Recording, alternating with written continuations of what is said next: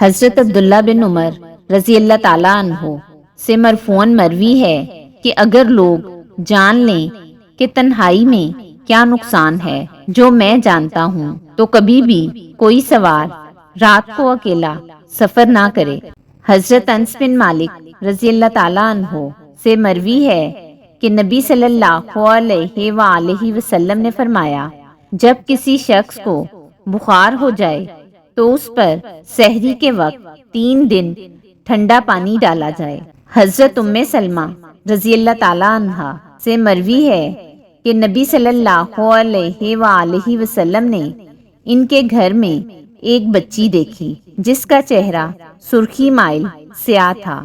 آپ صلی اللہ علیہ وآلہ وسلم نے فرمایا، اس پر دم کرو کیونکہ اسے نظر لگ گئی ہے۔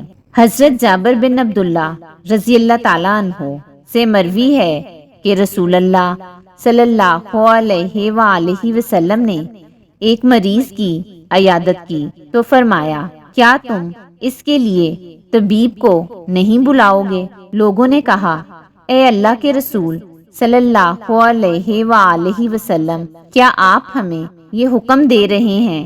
آپ صلی اللہ علیہ وآلہ وسلم نے فرمایا، اللہ عز و جل نے جو بیماری بھی نازل کی ہے اس کے ساتھ اس کی دوا بھی نازل کی ہے۔